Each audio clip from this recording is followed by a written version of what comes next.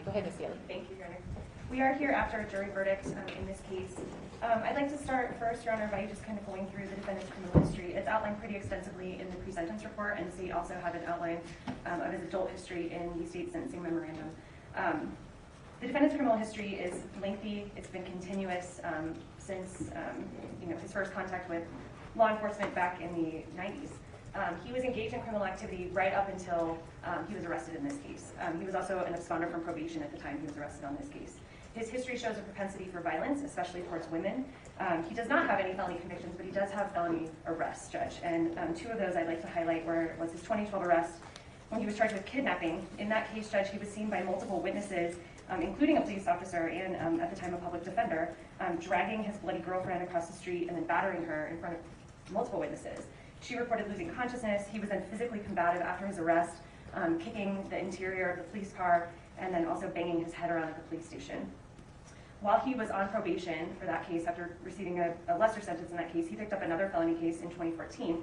This time he was accused of repeatedly punching a new girlfriend in the head while she was driving with their infant child in the car, causing her to lose control. In that case, Judge, that case also concluded with a misdemeanor sentence. But at that time, when he picked up the 2014 case, the probation violation court in the 2012 case saw it fit to send him to the Department of Corrections. And that is important, Judge, because that shows that at the time, the court, first of all, it's extremely rare for someone to go to the Department of Corrections on a misdemeanor charge. But it was recommended by the probation officer, and it was imposed by the court, showing the court understood at that time that he was not suitable for any type of supervision. When he went to the Department of Corrections, there was an evaluation done, which I attached as an exhibit to the state's sentencing memorandum. They had a history of violence indicator on this tool that they used to assess his risk. He was a 10 out of 10 for his violence indicator, or history of violence indicator, and a 6 out of 10 for his risk of violence indicator, and that was back in 2014. As soon as he got out of prison, he absconded again from probation. There are two incidents the state wants to highlight during that time. The first is in April of 2015. Now, this is just an incident report, Judge, and I included this in the state sentencing memorandum. Neighbors heard an argument, and it says that there were multiple calls to 911. So this was an argument heard through apartment walls. It was loud enough and intense enough that neighbors called 911. When they got there, he was with a new girlfriend. The two denied that there was a physical altercation, but there was a firearm in plain sight in that apartment. Both of them denied it was theirs, but the girlfriend at the time asked police to take it into their possession, which they did.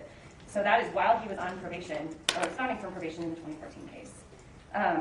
We also have another incident report from 2016 where his then girlfriend, Ms. Miller, her mother called and asked the two of them, her daughter and the defendant, be removed from their home because she suspected methamphetamine use. The officer noted, and I'm quoting the officer, who said he conveniently left the scene because he was worried about a warrant for his arrest, and that's because he was absconding from probation. The state also included some excerpts from statements given by 3 different witnesses in this case that were taken in conjunction with this case.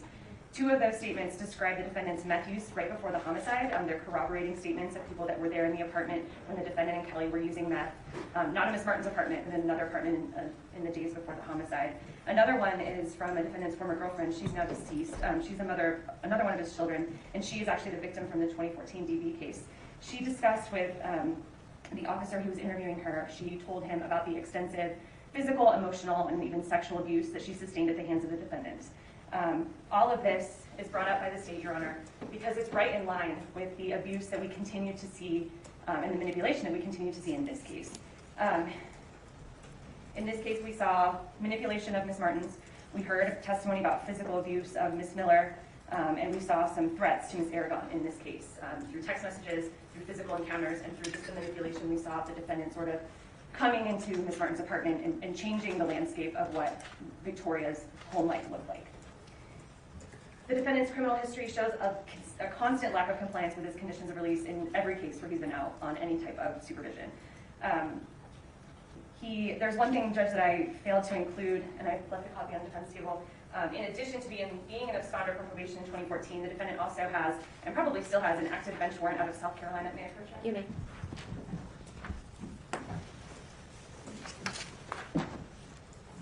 He has an active bench warrant out of South Carolina. I doubt that's been taken care of since he's been in custody and in New Mexico this whole time. We did contact South Carolina back around his last two conditions of release hearings ago and verified that was a correct warrant. So he had a DWI in South Carolina, was put on conditions, and fled the state. So This defendant doesn't stand before you a rehabilitated person, as the defense sentencing memorandum talks about. His behavior was stunted in 2016 when he was arrested.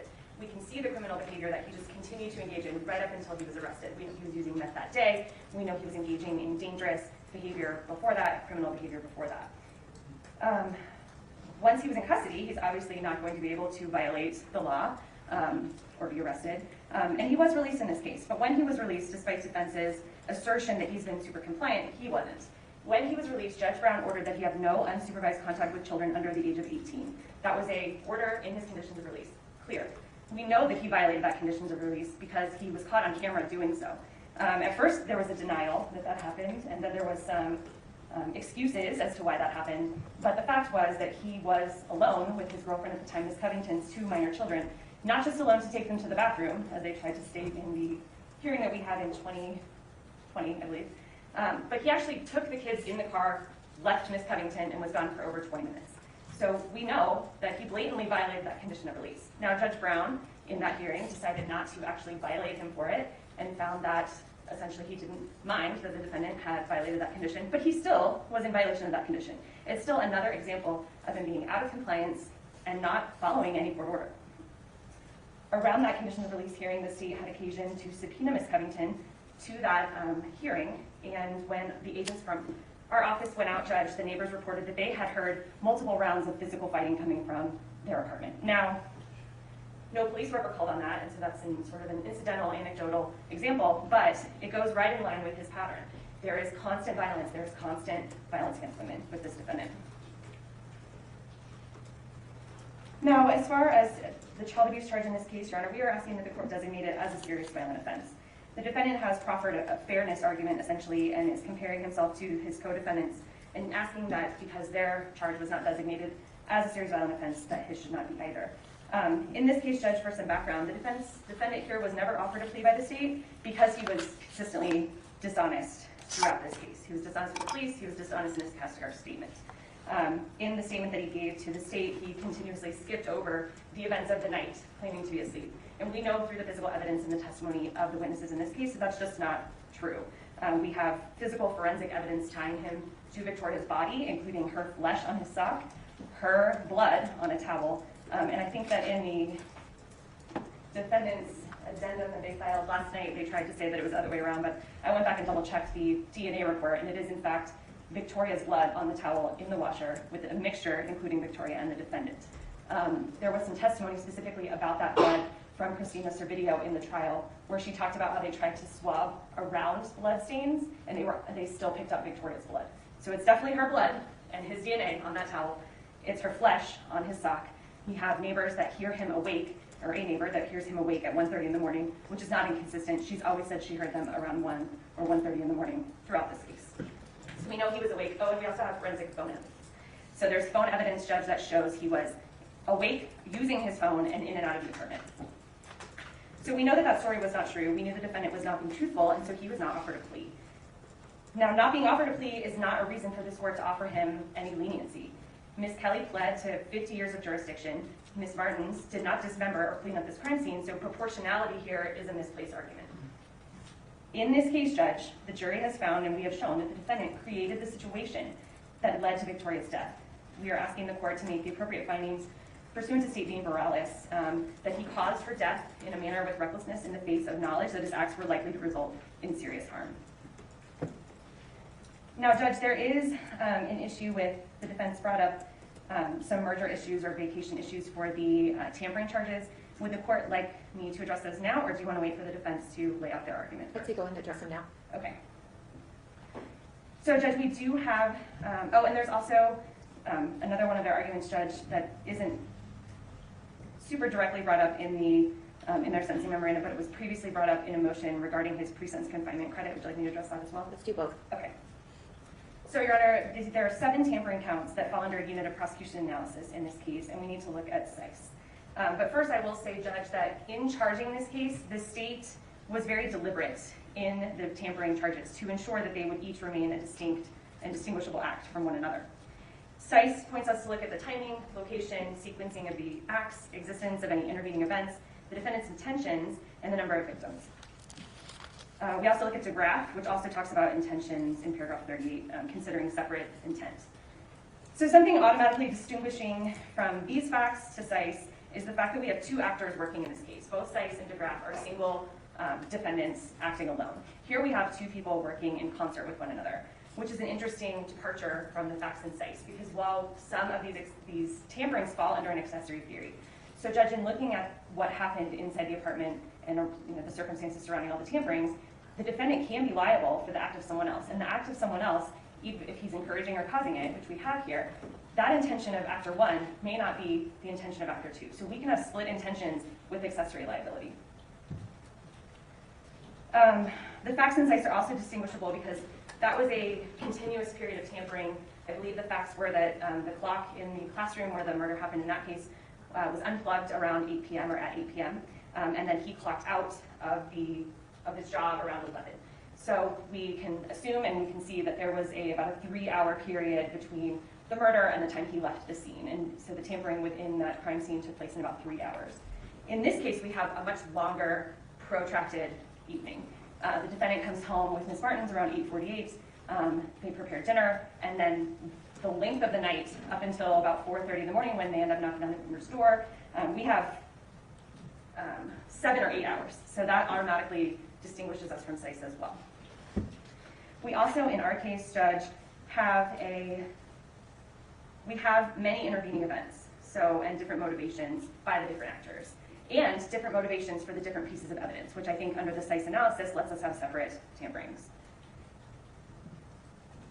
So going, Judge, I'll just kind of go through each count, and I'm going to go through them in the likely chronological order that they took place at the scene and not the count number. So starting with count 3, which is hiding or placing Victoria's underwear in a jumper in the trash can in the kitchen of apartment 808. So the evidence in this case, Judge, shows us that that act of tampering was done probably the earliest, and we know that because of dinner. So there was no biological material found on those items of clothing. No blood, no pieces of her flesh that we see in other pieces of evidence around the apartment. What else is notable and what we see in the photos is that the remnants of the taco dinner from just the scraps that were being thrown out were under and on top of those items. So those items were placed before Victoria was dismembered. Those were discarded earlier in the evening. So that would have been before Ms. Martens even went to bed. It was when dinner was being cleaned up. After dinner, there's an intervening break in the timeline because that is when the defendant has to make sure that Ms. Martens goes to sleep. So we have a stop. So that count, Judge, should be separated from any other counts because the dismemberment and those things didn't take place until after that. Going to count 4, which is changing Victoria Martens' body by removing her arms. So the testimony again is that after dinner, the defendant puts Michelle to bed and then goes into Victoria's room and begins to remove her arms. Now we have to look here at intention. The cutting of Victoria's body, taking off her arms specifically, was done to aid in the removal of her body for disposal. That was not part of any cleanup. That was to reduce her body down so she could be taken out of the apartment. There was testimony from Detective Lewis talking about how that's often what he's seen that before, that people will mutilate a body in that way to make it smaller. We also have the testimony that Jessica Kelley had trouble carrying Victoria down the stairs. So cutting off her arms is to get her out. That's the intent. We can contrast that by what happened with her organs and the evisceration, which is count 7. That is hiding or placing Victoria's heart in a portion of her liver. So this is completely distinct from her arms, even though it's tampering with her body. This act, removing her organs, was not for disposal. The intention is not to make her smaller. That intention, the testimony from Jessica Kelley, is that the defendant said, we need to make it look like it's not us. So those organs are being removed to confuse investigators or confuse the crime scene, not to take her out, not to get rid of her. So we have separate intentions under Seiss for both of those counts. If we go to count 6, which is cleaning the carpet, Kelley testified that she began cleaning up the carpet, that the defendant was cutting Victoria, and she went and got a bowl of water and came back and started cleaning the apartment. So the intent here is to make it look like a crime didn't happen. We're cleaning up items, or the blood, to make it look like there was no crime in this apartment. There's also the secondary carpet in the living room. We also have an intervening act for that. We know that that was cleaned. We heard the testimony about the blue star that was placed on the carpet so that they could see where it had been wiped up. We also have the towel on the coffee table with Ms. Martens' blood and hair that was the likely rag used to clean that carpet in the living room. And we have an intervening event between the cutting of her body and the cleaning in the bedroom to the cleaning in the living room, and that's the fight. The blood that's in the living room was not deposited until Ms. Martens was hit, because that's her blood in the living room. So we have a gap in time. So the jury found that cleaning the carpet generally was under count 6, and we do have an intervening event for that living room carpet. For count 8, Judge, changing the knives by washing them, this is to remove personal physical evidence off those knives. So it's different than the carpet, which is to make it look like no crime ever happened. This, washing those knives, was to take the defendant's own potential evidence off of that knife. The towels in the washer, which is count 5.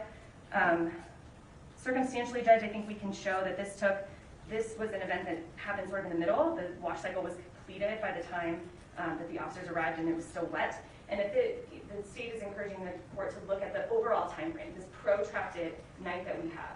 So I think the intention here, Judge, is to remove potential inculpatory evidence off of these towels.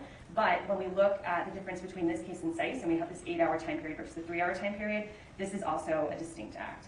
And then count 2, Judge, which is the hiding or placing of socks. We also have an intervening event for these. This tampering was done after the cleanup was completed. We know that these socks were removed probably around the time of the fight in the apartment, and then at the neighbor's house. So this actually falls right in line with both DeGraff and Seiss, because both of those had a separated tampering that the court found was separate because they discarded clothes at a later time at different locations. It's exactly what we have here. The defendant went to the neighbor's house, took his sock off, and put it in the trash. The jury, Your Honors, concluded that this defendant engaged in 7 separate tampering counts, which occurred over many hours, and there are multiple breaks and intervening events in this time frame. We're asking the court find that there's sufficient and distinct evidence for each count.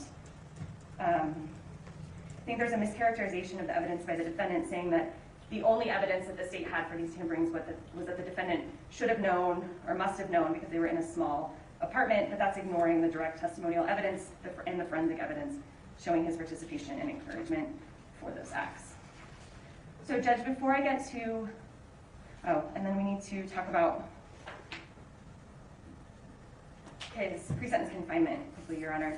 The state did file on July 2nd of 2022 a response to the defendant's motion for conditions of release, outlining why this defendant should not get any pre-sentence confinement for the time he spent on his ankle monitor. I think we need to look to the test in Fellauer, which is sort of a comparison of the conditions imposed on someone that's on an ankle monitor to determine if they are substantially close to being in actual custody. So that test in that case, Your Honor, is that the court entered an order releasing the defendant from a facility but imposing limitations on the defendant's freedom of movement, or they're in the actual or constructive custody of the state or local law enforcement, and the defendant is punishable for a crime of escape if there's an unauthorized departure from the place of confinement.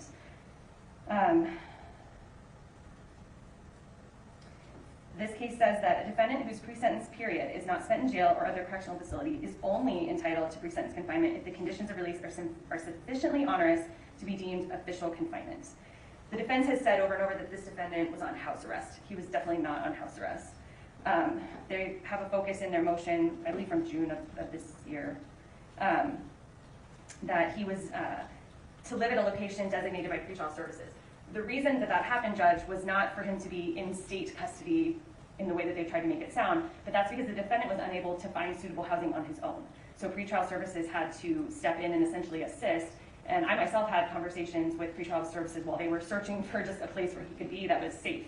It had nothing to do with him being sort of in their custody. In fact, Judge, he had basically no restrictions. He did have an ankle monitor on, but he had no curfew, no exclusion zones. He didn't have to report to pretrial services his whereabouts whatsoever, except for if he left the county, which is a standard condition of release. He wasn't even on the highest level of supervision for most of his release. Now, in June of 2020, when the defendant violated this condition that I talked about before by being alone with his girlfriend's children, Judge Brown reversed the condition that he not be with children unsupervised. And then he stated in his order that the defense request to remove the GPS monitor is denied, as much for the defendant's safety in not being accused of having been somewhere he has not been. So this GPS monitor was not put on him or left on him to monitor him or restrict him, but in Judge Brown's words, to protect him from accusations that he was doing something wrong.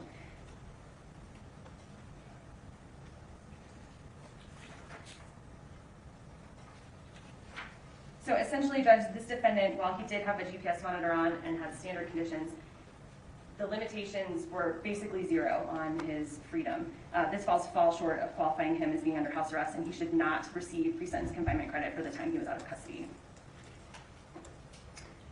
Judge, before I have just a few final thoughts, we do have two speakers. And the first one, Your Honor, is Sergeant Sennett. Okay.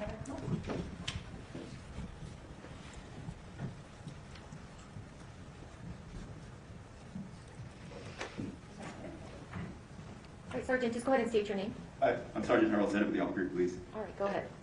I just want to make a statement based off of my experience with the department. I've been an officer for 15 years. I've seen people killed and dead in all sorts of different manners, and I've never seen anything as gruesome or as violent or as evil as this.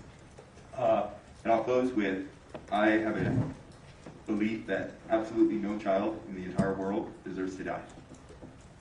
Thank you, Sergeant. Your Honor, we also are asking the court here from John Martens, Victoria's grandfather. He appears via Zoom. Okay.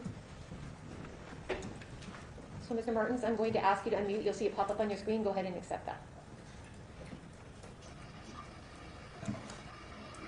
All right, go ahead, Mr. Martens, if you want to state your name. My name is John Martens, grandfather of Victoria. All right, thank you. Go ahead, Mr. Martens.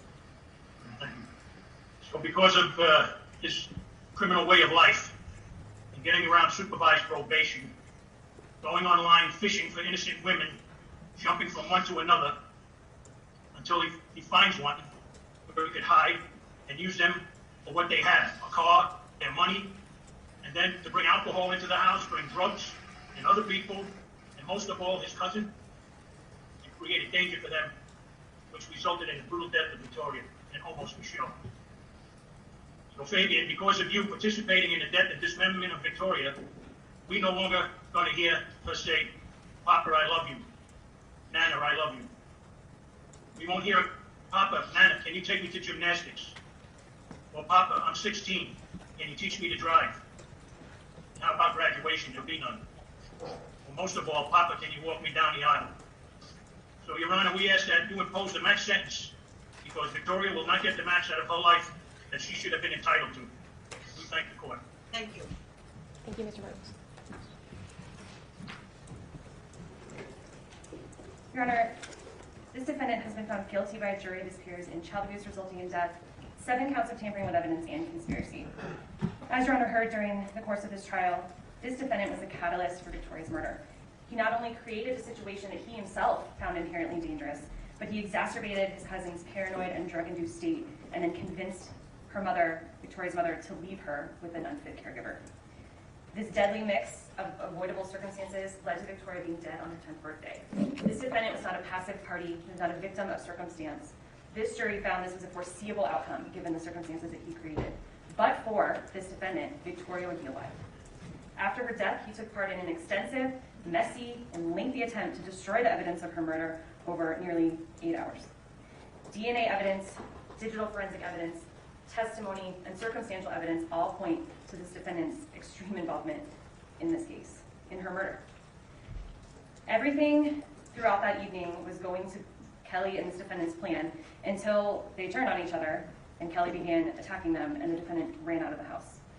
Despite defense's claims, the most chilling thing in this case is that the defendant did not go back to save Victoria. It's not only chilling, it's telling. He didn't go back in that apartment because he knew there was no reason to go back in that apartment.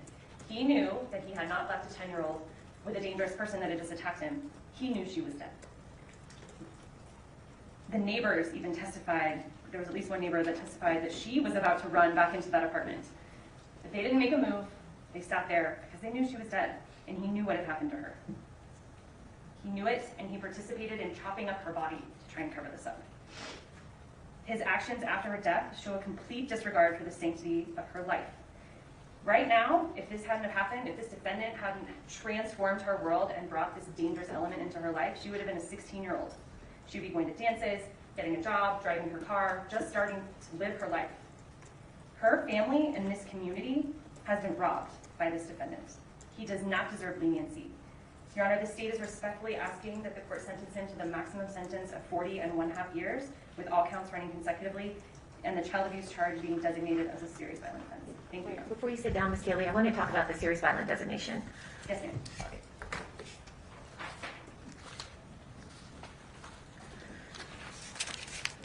So just so it's clear, the only charge that the serious violent designation relates to is the child abuse charge. The tampering with evidence charges are not, nor is the conspiracy eligible for a designation as serious violence. So the only charge we're talking about is the child abuse charge. And you did reference in your argument the Morales case, which I have in front of me. Yes, ma'am.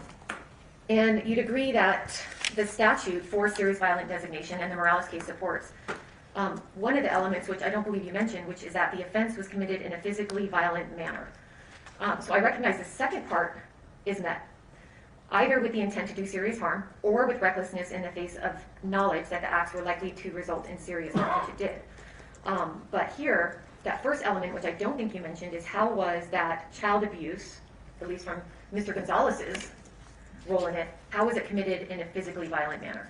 Judge, Victoria was strangled to death. So we know that the act, while he did not himself place his hands on her neck, the act itself was physically violent. I think the court can make a finding that this was physically violent because he created the circumstances under the child abuse statute that led to her death. It's sort of in line with the same way that we have the child abuse charge itself, right? We haven't had to show that he physically had his hands on her, only that he created the situation. So him creating the situation that led to the physical violence, Your Honor, I think is enough to satisfy that under Morales. Don't sit down yet, hang on.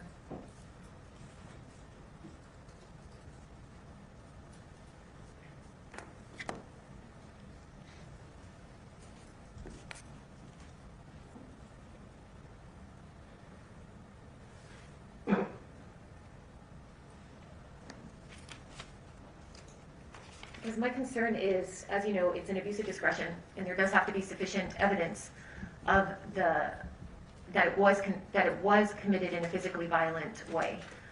My concern is that without seeing some sort of case law or some sort of analysis of your argument today that the person who actually committed the act in a physically violent way can be transferred to the person who did not, but is charged by way of sort of accessory maybe, or that in this case that it was his recklessness that caused Ms. Kelley to do it, has me a little concerned. So do you know if there's any sort of analysis of that particular argument you're making? Not right off the top of my head, Your Honor. I'm happy to do some research, though, and inform Your Honor. Okay, thank you. Mr. Ahrens? Mr. Dinglis? Okay.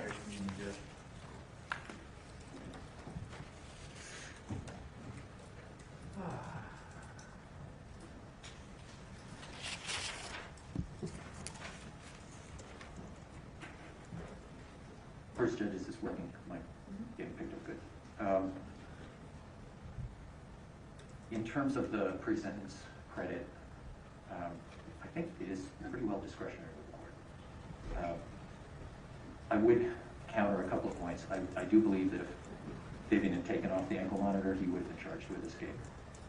I do agree that part of the reason that the judge wanted to keep it on him was for his own protection. There was a great deal of hatred against him in the community. In terms of restrictions, I have heard that he did want to attend the funeral of his now mother-in-law. I'm not sure if she was the mother-in-law at the time she died, whether they were married yet or not. I'm not sure the sequence, but it was someone that he was close to, as you could read in the letter attached from his wife. They were not allowed to go to Roswell to the funeral. It wasn't that he was entirely free. He wasn't, as I understand the term house arrest, under house arrest. He worked, and he had to find work. But he was definitely restricted. As to the arguments about the tamperings, and I really don't want to get too deep into the weeds with this, Judge, but it's interesting that the state has a conception of the order in which these things happen. And one of the things I remember from trial was that Jessica Kelley, on whose evidence is the direct testimony they're defending, I thought she said that as soon as he came in, he cut her heart and liver. It was the first thing he did, which never made any sense to me. Now, her testimony was vague enough that I could be misremembering it, but that's the way I saw the order of things. And the fact that the state is confident about the order is at least peculiar. I don't think to this day we know what happened that night, and I don't think we ever will. Despite the jury's verdicts, I respect the jury's verdicts and have since they returned. Okay. Your consideration is requested on 5 points. This is usually what you say at the end, but I'm saying at the beginning so I don't lose it. The tampering issue. We've addressed that already. The pre-sentence credit issue, which you've addressed already. And I also do rely somewhat on the arguments that have been made in the past. The proportionality of the sentence being for the person who's the non-actor versus the person who is the actor, the serious violent offense issue.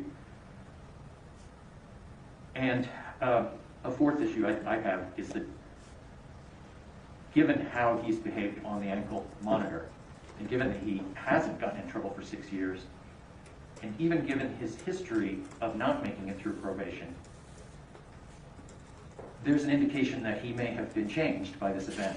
And I would ask the court to consider suspending some sentence time at the end of his sentence, simply for the safety of the community. You have more time on your head as you come out. You're more likely to be good. And he has been good throughout this period of time when he's been under tremendous pressure. Finally, any other relief the court would deem just. Because Fabian Gonzales could not admit his pre-knowledge of the danger, the jury found he indirectly caused, nor his knowledge or agreement to what was done to the child's body. It may appear to the public at large, to the jury's verdicts, and to yourself, that he feels no remorse. Nothing could be farther from the truth. I was in the detention center with Fabian shortly after Mr. Ahrens was hired to defend him. In those early visits, from defendant's own mouth came the words, "Justice for Victoria." He wanted from the beginning to have the truth out, and he was emotional. He is emotional. If his wife spoke, she would tell you that he has a good heart.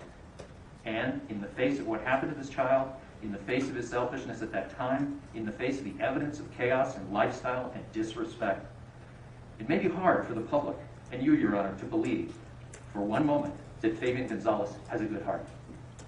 I will not convince you. But I must say these things, not in disrespect for the jury's verdicts, but because this is Fabian's one chance to tell the world, I did not do these things. And Fabian, for his many jumbled thoughts, his emotion, his attempts to catch up and understand his role in this tragedy, is unable to speak in the voice that we demand. If he says he's sorry for Victoria, no one will believe him. But he is, and has been since this event happened. If he says he's sorry that he didn't see his cousin as dangerous, if he explains that in the life he was then leading, danger to others was part of the mix of his life, but that killing a child was outrageous, no one will believe him. In short, we cannot see Fabian Gonzales. We see only those dreadful photographs. Our hearts go out to a child who should be alive. Our communal sense of justice demands that others pay. When you are an other, you will not be seen. Argument is okay for lawyers. We do it, in my own personal opinion, way too much. At some point, argument fails. It failed in this trial. Because if you know the result that you must reach, you can always outthink reason. There's no DNA of Fabian Gonzales on the child's body. He cleaned it up. Someone else killed Victoria. But Fabian caused the murder. If not exactly in the traditional sense, as he pushed the child before a speeding train, in an untraditional but all too familiar sense. He brought a druggy, bullying person and lifestyle into the child's home. He called the police himself, but that was because he was going to blame his cousin Jessica Kelley. He was that clever. Fabian Gonzales is not that clever. Answers are endless when you know where you have to go, conviction and punishment. It doesn't bring Victoria back. It doesn't clean up the mess that the state described so well, and which we all know is out there, even today, as people struggle with addiction, with each other, with financial hardship, with mental illness. But it makes us feel a little better with a conviction. My co-counsel does not want me to make the sentencing personal or about myself. I'm just a messenger, and we know what happens to messengers. But I know false sympathy. I know false emotion, because I myself have lost a daughter, not to murder, but to suicide. And I know the power and the danger of hindsight. If only we had not left our child alone. Every family of a suicide feels guilty. We didn't do X, we didn't do Y. And in that sense, Fabian Gonzales is guilty. His cousin suffered a major, and I emphasize major, breakdown of sanity. Because she was kind of crazy in her normal life, Fabian never noticed. He's guilty of that. Well, what I really want to get to is how well Fabian has behaved, not before this tragedy. He was callow, shallow, and self-centered, and I have told him so. But throughout 6 years of unrelenting attacks by not just the district attorneys, but the general public, hatred is real. It has consequences. But Fabian was a good soldier throughout, even in trial, Judge. He was attentive and respectful. You saw his behavior, Your Honor. Please take it into account. Even in lying in bed with a fever ranging over 100 degrees and close to levels where he would have had to be hospitalized, he followed his trial and the evidence against him. We would submit to you the fact this event upended his life and that he has changed. Has he shaken off everything that he was before? No one does. You change gradually. But his behavior in lasting as long as he did without a violation of ankle monitor, and both with public scrutiny, the attention of the district attorney, a court employee monitoring him, it's in stark contrast to the behavior described extensively by the state in the pre-sentence report from his first probated sentence, where he wasn't cooperating at all. He utterly failed him. But not this time, not through these 6 years. Please take that into account. And finally, Your Honor, a small piece of argument, and I'll try to keep it brief because, like I said, I think this case has been argued enough. I want to explain how character assassination happens. The state in Section 4 of its response, entitled Post-Conviction Jail Calls, state alleges that Fabian knows his convictions will be overturned because his lawyer, that's me, has assured him of it. From this, the state weaves a fantasy that somehow Mr. Dangler has had ex parte conversations with the appellate courts. The state's attorney was very worried that I had alleged a press conference around the initial indictment. I withdrew that because I really don't know what happened and how this all became so public. I had heard there was a press conference, and I said, I'll withdraw it. Why didn't the state's attorney just ask me, have you been talking to appellate judges? That's what professionalism is about, but instead it's an accusation. That's what assassination is about. When you know your goal is not just to prosecute, but to punish anyone who opposes you, you just make the accusation. And we all know the power of that accusation alone from the Dreyfus affair. And you know what really happens as well, Judge, because you have practiced law as a criminal defense attorney. When your client loses badly at trial, which my client lost badly, you're worried about him losing any kind of spirit, any kind of faith to go forward. And one of the things he discusses is his right to appeal, his right to raise issues and challenge the verdicts in a legal way. Not trashing the jury in the newspapers, not doing the kinds of things that we all abhor, but a legal challenge in the courts, where they can look at all the evidence and decide whether there was error. That is closer to the kind of action that you could find participatory. Our guy wasn't there. The one fact that the state perfectly figured out and dropped the charge of first-degree murder, they weren't there. My client, Fabian Gonzales, was not there when the murder happened. The very basis of the state's convictions on the tampons is that he was there, which makes it, hard to believe he didn't know anything was going on. It's a small space. I don't blame the jury for finding him guilty. But he wasn't there for the murder. And I think you should take that into consideration when you think about the serious violent offense. Finally, Your Honor, and I apologize, I'm emotional, and I apologize to my co-counsel that I mentioned my daughter's death. This case has haunted me the entire time I represented Fabian. It was probably not the best case for this lawyer. But I think hindsight is incredibly powerful, and I think it drove this case. And I can't emphasize enough, and now that I see jurors here, I want you to know, the entire defense team feels terrible about what happened to this child. It's inexcusable. It doesn't matter what you think of me, but I can tell you I would not have represented this person if I thought he took part. All of us, from Mr. Aarons and myself, and he said this many times to me, even after the verdicts, and even after really we lost badly, he said, I'm proud to represent Fabian Gonzales, and I think everyone deserves the benefit of the law, and if they assert their rights, particularly if they haven't been offered a plea, I don't think you should be punished for having gone to trial. I'm sorry if it put the family through any additional pain, and my heart goes out to the family, goes out to the father, goes out to the officer that testified. I would have hated coming off that scene. It was hideous. Thank you, Your Honor. Before you sit down, Mr. Dangler, Yes. you stated you didn't want to get into the weeds about the tampering, but unfortunately I think you have to a little bit. Okay. With what Ms. Staley brought up about these being separate and distinct acts that are subject to each charge being sentenced separately. So what is your argument in response? Well, thank you, Judge. For one thing, I think you will recall that I tried to do a partial directed verdict, which doesn't even exist, on the socks. And the reason I was making that argument to you, which I think you properly rejected, was that the socks taken off at the neighbor's house, the second, Fabian's second sock, both of her socks, were not taken off to throw the prosecution off its trail. It was done after calling the police. It was done with other people around. It wasn't a hidden act, and it wasn't tampering.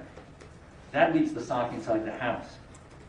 And I heard the state argue again that this outside activity somehow created a separation, as in the separations that were described in the two cases that I cited here on the DeGraff case and the other.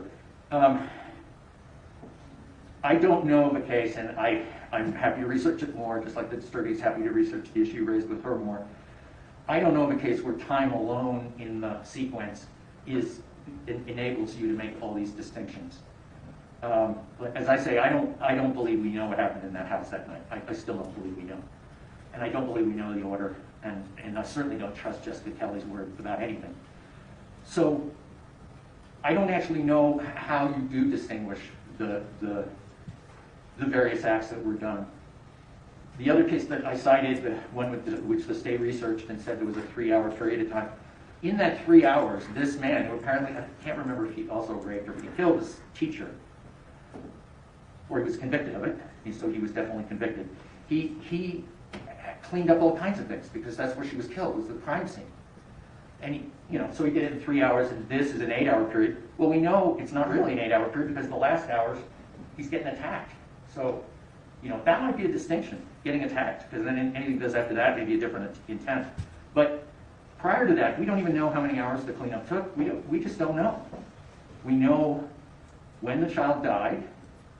We know when Fabian and Michelle came home. We know that they were there. But we really don't know what happened. So I guess you can hypothesize all kinds of distinctions, and the state has, and you can analyze those and compare them with the case law. But I thought the courts were looking for something a little firmer. I don't know what the Supreme Court's thinking. Contrary to the state, I don't have any inner fix on the Supreme Court. I noticed that they chose to take the 3 acts of the guy throwing things out the window and call it one. And those are 3 separate acts. You can divide actions quite easily. And so I think they're looking for something a little bit more than that. It was easy for the courts in both those cases to use different places. And that's what we don't have here. So if the court wants to fashion some sort of separation, it can't be different places. And certainly the putting of the sock into the garbage can at the neighbor's does not make it a different place. If this is one big crime scene cleanup, but I'm sure Your Honor will have thoughts about it and will do research. I unfortunately can't, other than to repeat that I read these cases and I've been told by other people, blah, blah, blah, blah, blah. Yeah, those should go together. I don't pretend to be an expert on this. I remember merger in the good old days. This is when things would happen in sentencing. The judge would merge things that appeared to be one intent under the statute. And I think that's what they're all analyzing. Nowadays, everybody tells me the entire analysis is done under double jeopardy. And I still don't understand the distinction entirely, but that's what the courts will likely do with these tamperings, and what you decide to do with the sentencing is clearly up to you. All right, thank you. Did you have anything else, Judge? Thank you so much. Ms. Saylor?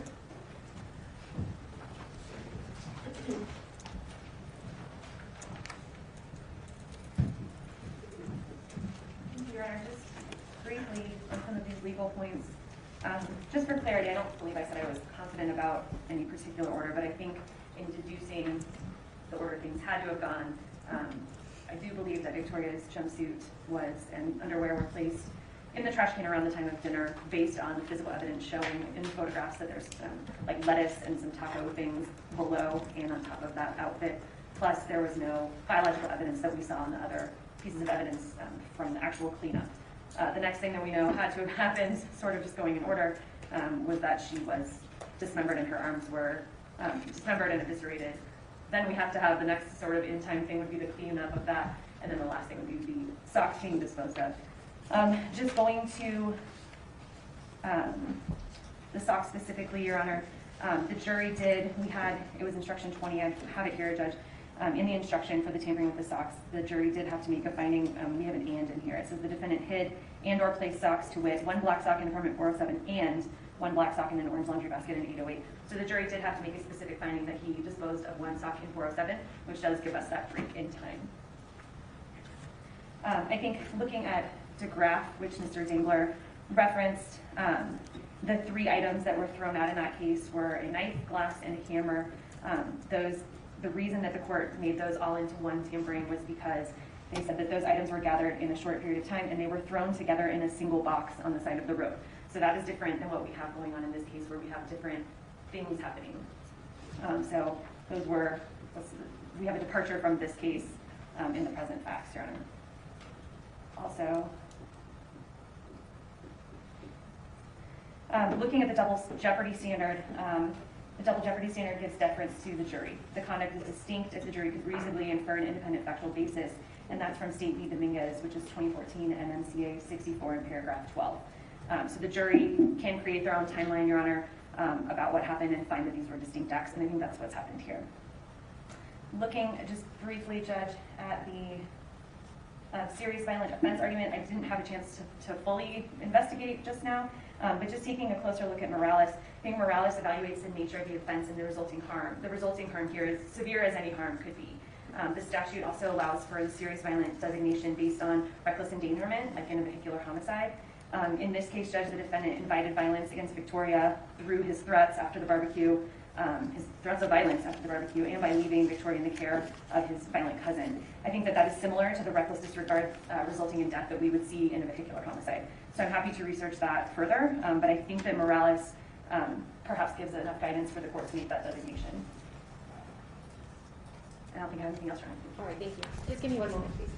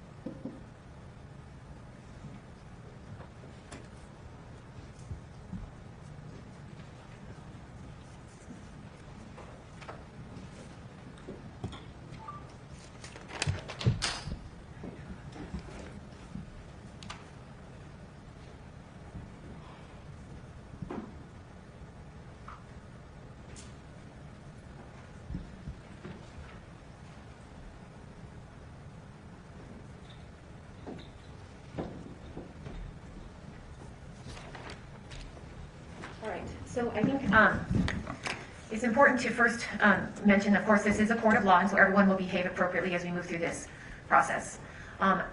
as I think sort of has become abundantly clear, it's not as simple as he's found guilty and therefore he gets the maximum punishment. There's a lot of these issues that come into play that I have to take into account in determining what the appropriate punishment is for the guilty findings by the jury. So I'm going to start just more generically by talking about the defendant's culpability here, and then we'll get more into some of the specifics about how the sentence is going to be structured. I agree with Ms. Staley, and in fact, when I was reviewing the material in preparation for this hearing, I agree with Ms. Staley that if it were not for Mr. Gonzales, there is no question in my mind that Victoria Martens would still be alive. He was the conduit for her death. And clearly the jury agreed with that. And he entered into Michelle Martens' life and changed the course of not only her life, but then ended Victoria's life just a couple weeks later on her birthday. I do not believe that his responsibility in Victoria's death was remote. I don't believe that it was this distant act that he could not have foreseen happening. From the evidence that was presented at the trial, as the state talked about in some great detail today, the defendant was aware of Jessica Kelley's propensity for violence, as well as her paranoia on the date that Victoria was ultimately murdered. And as was developed at trial, despite the defendant knowing that Jessica Kelley was so highly paranoid from methamphetamine use and lack of sleep, he not only left Victoria in her care, removed Victoria's mother from the scene, but also fueled that paranoia with discussions about Jessica Kelley's ex-boyfriend or husband, Demon, about things that she was writing in the book, and helping her almost get to a point of no return. He was sitting next to her when she was writing in the book things about killing, I think, her family or children, and that evidence was unrefuted, that the defendant was aware that those writings were being made by Jessica. He was sitting with her when she was doing it. And instead of either getting Jessica help or removing all individuals from her direct proximity so that she didn't hurt anybody, he left a child with her and encouraged her mother to leave the child there. As far as the way he treated Michelle Martens through this process, I think that was pretty evident during trial, that there was a good deal of manipulation and controlling and introducing her into a lifestyle that she clearly was not prepared to understand or fight back, frankly. And as the state pointed out in their sentencing memo, this behavior by the defendant has not stopped.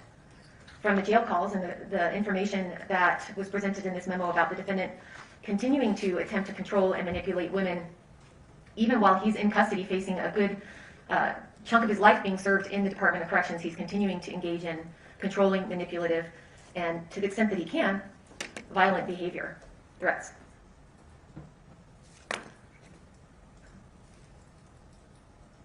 I think that from sitting through this 3-week trial and seeing and hearing the evidence, it was compelling and it was overwhelming. The assertion that this case was decided before it even started is unfair and it's inaccurate, and I personally think it's an affront to the hard work that the jury did on this case.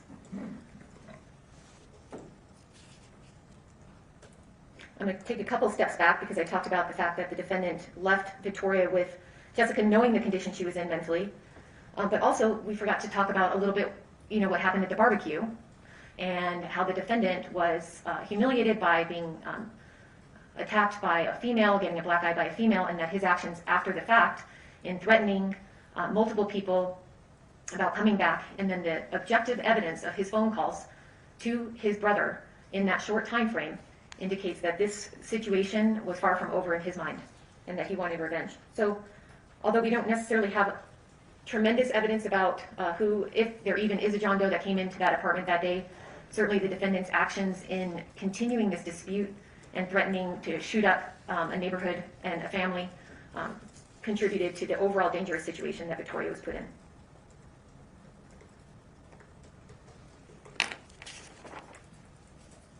So starting with the easiest subject, in my opinion, the easiest legal issue to deal with today, that's the pre-sentence confinement credit that the defense argues he's entitled to. So to be clear, I think Mr. Dengler mentioned that the defendant has been on good behavior for 6 years. To be clear, the defendant has not been out of custody for 6 years. He's been out short of 3. From what I determined, he's been out since November 19th of 2019. And since that date, November 19th of 2019, I'd agree. There have been no new criminal charges. There have been no significant violations of conditions of release. But there's a distinct difference between Mr. Gonzales's GPS monitoring and what I consider to be a severe restriction on someone's liberty to allow that time to be considered for pre-sentence confinement. And I don't think Mr. Gonzales's GPS monitoring comes to that conclusion or allows me to come to that conclusion. So I'm going to deny the defendant's motion to allow pre-sentence confinement from November 19th of 2019 to the date he was arrested to be applied to his ultimate sentence. The second issue I'll deal with is the serious violent designation. So just so we're all on the same page, and I'm going to read it again because it's really important. And again, this designation only applies to the one charge of child abuse. The tampering with evidence are not eligible for serious violent designation. The only one is the child abuse. So for serious violent designation, the law, which I must follow,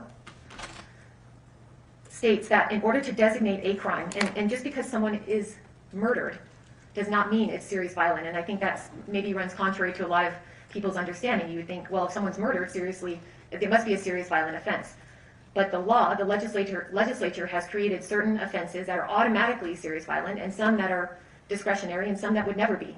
And in this case, it's discretionary, meaning I get to decide. So the law, which I must follow, states that the legislature wanted to reserve the serious violent offenses for those found by the trial judge to be committed in a physically violent manner, either with an intent to do serious harm or with recklessness in the face of knowledge that one's acts are reasonably likely to result in harm. As I stated to Ms. Staley, I do believe that the second part of that is met in the sense that there was either an intent to do serious harm, or I think as it's more applicable to Mr. Gonzales, with recklessness in the face of knowledge that one's acts are reasonably likely to result in harm.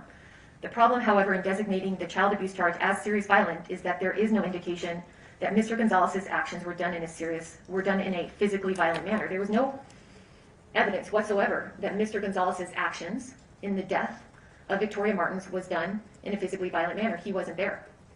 And it would be, although and I'll get to this in a moment, I had nothing to do with Jessica Kelley's plea. That happened before my time on this case. Jessica Kelley's plea, her charges were not serious violent. And if anyone was most culpable in the murder of Victoria, it would certainly be Jessica Kelley. So it would be a complete imbalance, in my opinion, to sentence Mr. Gonzales to child abuse and designate it as a serious violent offense when Jessica Kelley was not treated that way. And I'm not going to. So I will not designate the child abuse charge as a serious violent. Now, I did mention to Ms. Staley that if she wanted to further research whether that sort of violence by somebody else can be transferred to another individual, I'll be open to a motion to reconsider on that fact. Now, what I think is the most complicated issue as far as deciding this sentence is the merger. So merger of offenses must happen when there is a double jeopardy violation, and double jeopardy is a constitutional right to not be subjected to double jeopardy. And so you cannot be punished more than once for one crime. That's the law. The United States Constitution and the New Mexico Constitution guarantee that to everybody, no matter how heinous a crime is. You can only be punished once for it. And so, it's important to, as Ms. Staley pointed out, to look at each count of tampering and see if they are distinct acts. If they're not distinct acts, there can only be one punishment. In the case that Ms. Staley was talking about in defense reference is the Sice case, in which a teacher was here in Albuquerque, I believe it was Montezuma Elementary School, was murdered by a janitor, and he undertook multiple acts to clean up the scene, the classroom that he murdered her in. And in that case, the defendant was sentenced to multiple counts of tampering, which included cleaning blood from various surfaces in the classroom, placing bloody items in a trash dumpster, painting over blood evidence on wooden blocks, cleaning blood from the building, cleaning blood from the classroom, a different classroom, cleaning blood between two school buildings, hiding bloody items in trash bags in a janitor's closet, hiding and cleaning his clothing at his home the next day, and removing and disposing the victim's body. And in that case, the defendant argued that 8 of those 9 tamperings, the only thing that he felt was distinct was the actual disposal of the body, was one act, one crime, and should only be punished once under double jeopardy. So the court went on to talk about, and this is, I believe, a Supreme Court case, stated that the court has to consider whether the defendant's actions are separated by sufficient indicia of distinctness, which would include timing, location, sequencing of acts, existence of an intervening event, the defendant's intent as evidenced by his conduct and utterances, and the number of victims. The court in the Size case found that even though because the defendant performed dozens of individual physical acts in disposing of and altering a great number of evidentiary items, there were really only 3 separate crimes of tampering. The first was at the school immediately after the murder, where he engaged in a massive attempt to clean up the evidence at the crime scene. The second occurred when he took the victim's body from Albuquerque to Berlin and disposed of it in an irrigation ditch. And the third occurred after the murder when he attempted to destroy and conceal evidence at his home. The court said to impose 9 sentences for 3 separately punishable crimes would be multiple punishments for the same offense, and therefore the court found that instead of it being 9 convictions, it should be 3, and the remaining 6 would be vacated. And that was a New Mexico Supreme Court case. So I feel that in this case, I have to go through each tampering separately to see if they were distinct to be in line with the Size case, which I'm required to do by the precedent set by the New Mexico Supreme Court. With regards to count 4 and count 7, I will find that double jeopardy prevents me to impose 2 separate sentences for count 4 and count 7, so those will be merged. The reason for that is that both of those actions, in my opinion, from listening to the evidence in this case, was an attempt to make Victoria's body smaller and lighter and more easily disposed of. And I think that to punish those separately would violate double jeopardy. Count 3, however, which pertains to the jumper and the underwear found in the trash, it is, in my opinion, a separate and distinct act that took place before Victoria's body was dismembered. And as Ms. Staley correctly pointed out, it appeared from looking at the multiple layers of items in that trash can that it happened sometime after dinner occurred, before the dismemberment started. Count 6, I will find also, which is the cleaning of the carpet, is a separate and distinct act. This act included cleaning up Michelle Martens' blood that was in the living room, which resulted from the fight between Ms. Martens and Jessica Kelley. And I think that is a separate and distinct act from the other acts of tampering. The washing of the knives, I will also find, is a separate and distinct act. That is uncontroverted that those knives were likely used by the defendant and Ms. Kelley to remove Victoria Martens' body parts and her arms and attempt to remove her legs. I will find that count 2, the socks that were found separately, both one in the apartment and then one in the neighbor's apartment, is also a separate and distinct act. There was different evidence that were found on those socks, including the flesh of Victoria and some DNA evidence, I believe. The towels in the washer I will also find to be a separate and distinct act. That was destroying evidence that included Victoria Martens' DNA, blood, and any other evidence that may have been part of the cleanup process in her room and around the apartment. So that we're clear for the record, the 2 counts that I am going to merge are 4 and 7, which are the removal of the arms and the organs.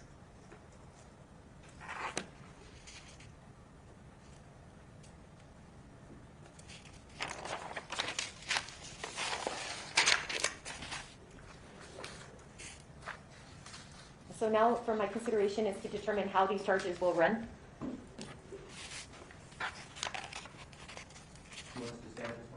No, you don't have to unless you want to. All right, so the child abuse recklessly caused, as I indicated, I will not be designating as a serious violent offense. However, I'm going to run all the remaining charges consecutive to each other. So that results in, given that the one charge has merged, 38 and a half years. Is that correct, Ms. Staley? 3 years old. I think it's 37. Yes. 37 and a half years. That will be served in the Department of Corrections. That leaves no time for probation afterwards, but there will be a 2-year parole term. Anything I've left out, Ms. Staley, that you'd like me to cover? No, Judge, will all the standard conditions apply for that parole term?